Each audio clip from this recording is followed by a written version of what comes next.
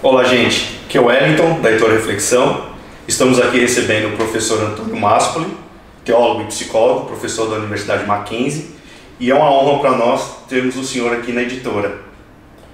Wellington, a honra é minha, porque eu considero a editora Reflexão uma editora altamente séria e conceituada, que presta um grande serviço para alunos e professores aqui no Brasil. Amém. Estamos gratos com a sua presença aqui, desde já eu já agradeço. E o objetivo que o senhor veio aqui nos falar sobre o campo da psicologia e esse diálogo entre a teologia. E o interessante, né, para a gente começar um pouquinho aqui a nossa entrevista, o nosso bate-papo, é uma das coisas que a gente vê no mundo de hoje, essa busca pelo sucesso incessante, né? E a gente vê praticamente Jesus ali nas bem-aventuranças, quando ali em Mateus 6, ele começa a falar de alguma forma de que a preocupação maior seria buscar o reino de Deus e a sua justiça. Mas parece que o mundo de hoje, voltado para o mundo de consumo, esse capitalismo desenfreado que a gente vê, parece que as coisas foram trocadas de alguma forma, né? Os valores foram trocados. E o que eu gostaria de perguntar para o senhor é o seguinte, dentro de todo esse panorama do capitalismo que a gente está envolvido hoje, né? E as pessoas que ali estão, será que essa falta de sucesso pode trazer à tona essa imagem de um Deus opressor? Sim, na verdade sua pergunta é muito inteligente, porque nós vivemos no mundo inteiro uma crise muito grande de paradigmas, né? Tanto o Edgar Morin tratou disso, da crise de paradigmas, né? Enfim, como Francis Schaeffer tratou da crise de paradigma. Eu citei Edgar Morin porque é um grande sociólogo não cristão, e o Francis Schaeffer é um grande teólogo cristão. A crise de paradigma, na verdade, é uma crise moral, uma crise de valores e uma crise ética. Quando o que ocorreu, na verdade, a partir da queda da Bolsa de Valores de 1929, foi a substituição paulatina do ser pelo ter, né? Que é o que você falou muito bem. Quando você substitui o ser pelo ter, você realmente gera uma ética de consumo e a degradação da sociedade, porque não importa mais a origem do dinheiro. O dinheiro importa é ter dinheiro, né? Não importa, eu falo isso porque até 29 o cidadão tinha que comprovar a origem do dinheiro. A origem do dinheiro tinha que ter sido ganha honestamente, seja por meio do trabalho, seja por meio do comércio, da indústria ou por meio do serviço. Hoje não existe a comprovação da origem do dinheiro, então importa é ter dinheiro. Isso transformou tudo em mercadoria, transformou o sagrado em mercadoria, transformou a religião em mercadoria, transformou a pessoa humana em mercadoria, transformou o corpo em mercadoria, né? E infelizmente alguns, até pastores, transformam Deus em mercadoria. Eu ouvi uma declaração do professor titular de Teologia Bíblica da Universidade Hebraica de Jerusalém, cadeia nacional, a cadeia mundial de televisão. Eu vi na CNN, ele dizendo, o repórter perguntou para ele qual é o Deus deste século, e ele falou, o Deus deste século é o dinheiro, e o demônio deste século é o dinheiro, e o demônio cegou os pastores e rabinos e padres, que ficaram totalmente tomados pela ideia do dinheiro, e aí a vida perde o sentido, né? O que tem sentido é um celular de marca, é um carro classe A. O que tem sentido é o que a pessoa vai ter e não o que ela é. É interessante quando o senhor coloca realmente isso, dessa relação do ser e do ter, e a crise existencial que a gente vai passar a ver nos seres humanos. E eu acho que quando ele não consegue o sucesso, quando ele não consegue se sobrepor nessa sociedade, é onde a gente vê o sentimento de culpa aparecer. Isso, aí a degradação moral da sociedade, em função dessa ética do consumo, gera espaço, né? Espaço psicológico, espaço social, espaço político, espaço religioso para os radicalismos, né? os messianismos, os milenarismos, as soluções apocalípticas. A gente pode citar, por exemplo, a eleição do Trump nos Estados Unidos. E esses grupos, eles, na verdade, eles ficam tão inseguros diante da realidade que eles passam a acreditar que a existência de um Deus cruel, tirano, né, um Deus justiceiro, não é um Deus justo, porque Deus é justo, né? Mas a ideia de um Deus justiceiro e de uma estrutura rígida de sociedade, sem espaço para diferença, para negociação e mesmo para o perdão, é que será a solução que vai por ordem no caos, né? E isso atrai muitas pessoas, elas se sentem muito seguras diante desse tipo de discurso religioso. É verdade, é verdade. Parece que acaba encontrando espaço aí, né? Acaba. O que eu vejo interessante dentro dessa questão de espaço, o senhor comentou sobre a relação de Davi. E Davi, de alguma forma, a gente entende de que Davi ele foi considerado o homem segundo o coração de Deus. Davi hoje, ele teria espaço, ou ele seria aceito em algum ministério eclesiástico diante de alguns problemas que ele cometeu? Não seria. Davi não seria, porque Davi mentiu, Davi adulterou, Davi cometeu crime de homicídio altamente qualificado, porque ele colocou o general, o marido da mulher da qual ele era amante, na frente de batalha para morrer. Davi se tornou arrogante, Davi era polígamo. Então, assim, imagina, como é que um polígamo teria acesso a uma igreja evangélica hoje? Mas, por outro lado, a Bíblia realmente declara que Davi era um homem segundo o coração de Deus. Eu acho que a experiência de Davi, ela é tão humana que ela consola todos os homens e mulheres que não são tão santos assim, né? Como se pensa ou se prega. Mas eu diria que por que ele é um homem segundo o coração de Deus? Porque Davi tinha um sentimento de integridade muito grande. Tudo aquilo que ele fazia de bom ou de mal, ele colocava diante de Deus, né? E aí quando o profeta Natan, por exemplo, uma das passagens maravilhosas lá, quando Davi se torna soberbo, né? Que Deus manda o profeta Natan dizer, manda Davi escolher o castigo. E ele diz, olha, primeiro que as minhas ovelhas não são culpadas de nada, a responsabilidade é minha, né?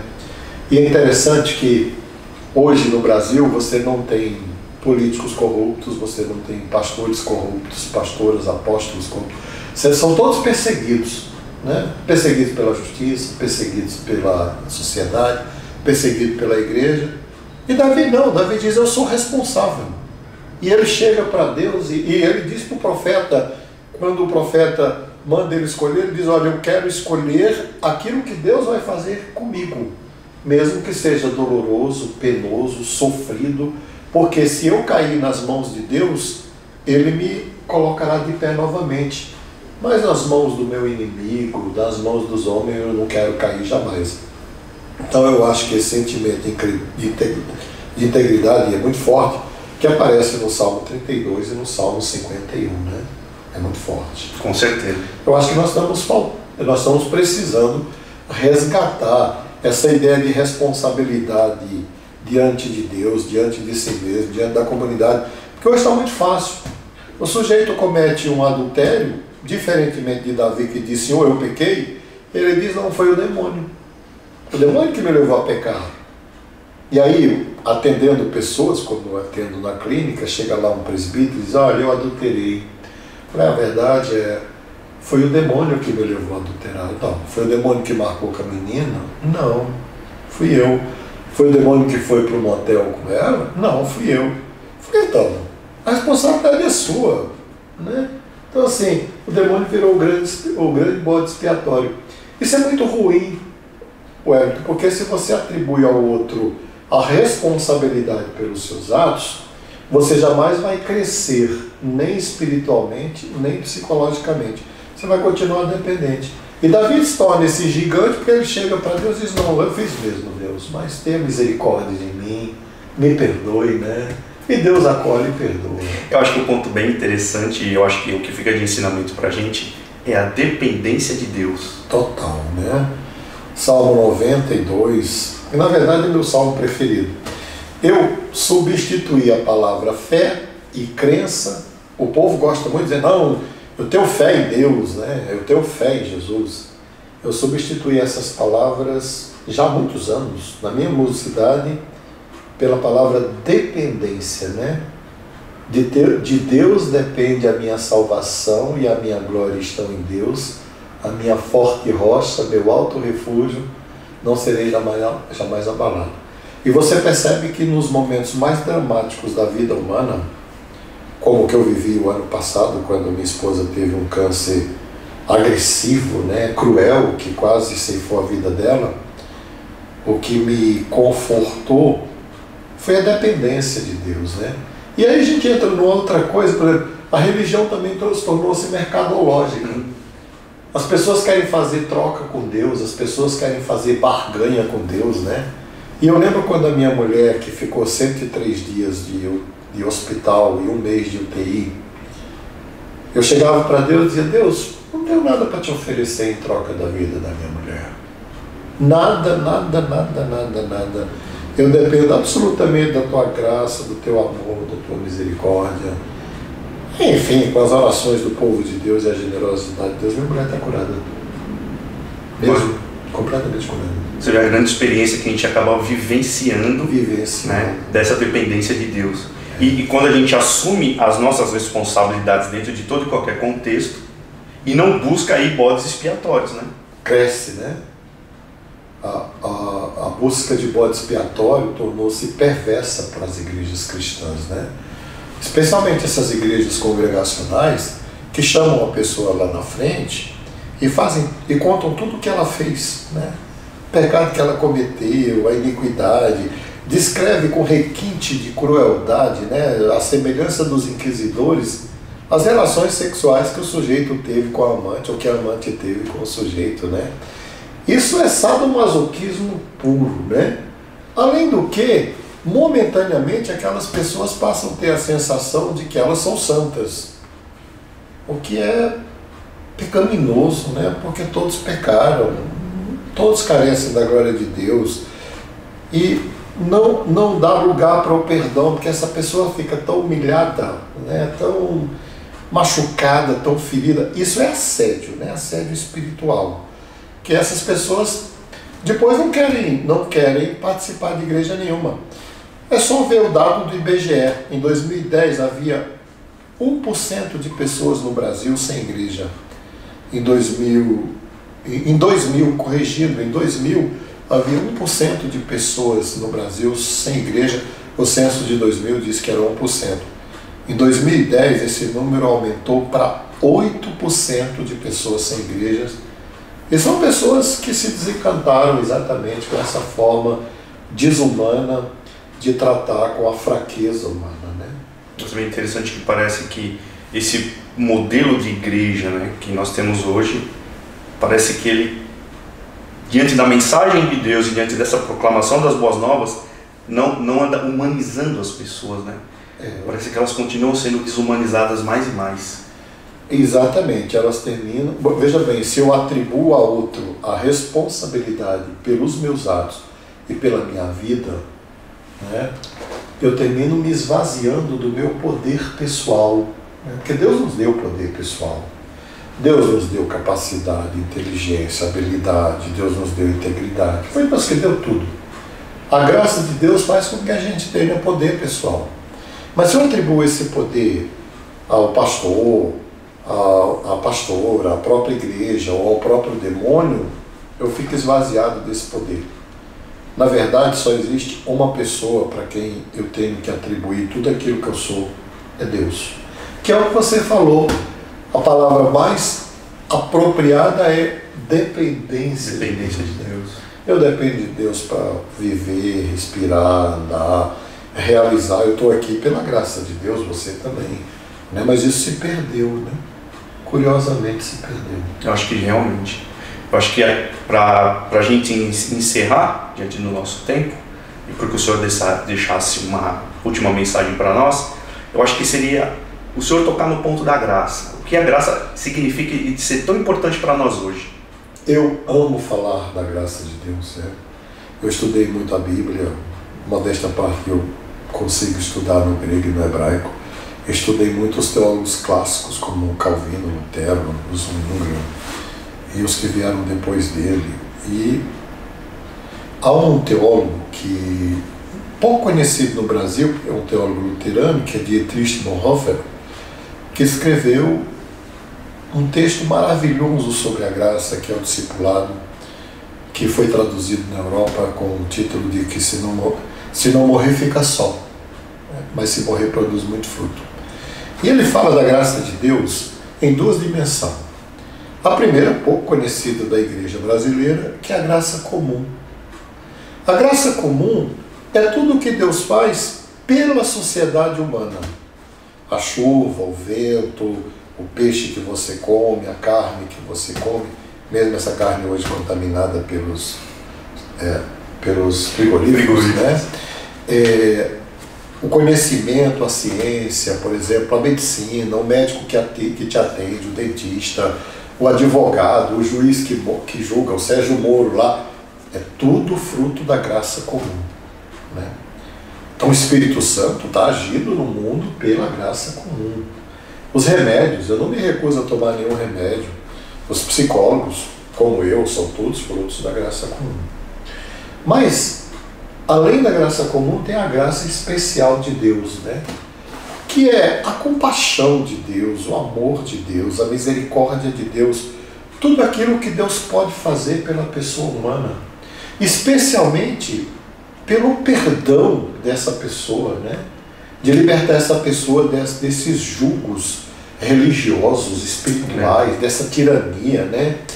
É muito lamentável você ver cristãos com medo do demônio. Alguns pregadores usam o demônio para amedrontar a igreja. O demônio não tem nenhum poder sobre o povo de Deus, né? Porque Deus protege, Deus guarda. E depois a culpa, as pessoas padecem, sofrem ano após ano. E ninguém aparece para dizer, olha, na graça de Deus você tem provisão para o perdão, para a reconciliação, para recomeçar, para a cura das suas enfermidades, para suprir suas necessidades. O que eu diria hoje para os cristãos numa comunidade religiosa? Eu diria, você está perdoado em nome de Jesus. Você tem da parte de Deus tudo o que você precisa para viver uma vida abençoada, frutífera, feliz. Você nasceu do coração de Deus e Deus vai fazer tudo. Preste bem atenção, Deus vai fazer tudo que for possível para você voltar para lá. Dependa de Deus, confie na graça de Deus. Era isso que eu diria para uma pessoa, para uma comunidade cristã. Ótimo. Pessoal, aqui é o nosso primeiro encontro. Estamos aqui com o professor Dr. Antônio Maspoli. Agradecemos demais a sua presença aqui. Fiquem atentos. Esse é o primeiro de muitas outras entrevistas que vamos ter, vários encontros e caminhamos juntos. Um abraço a todos.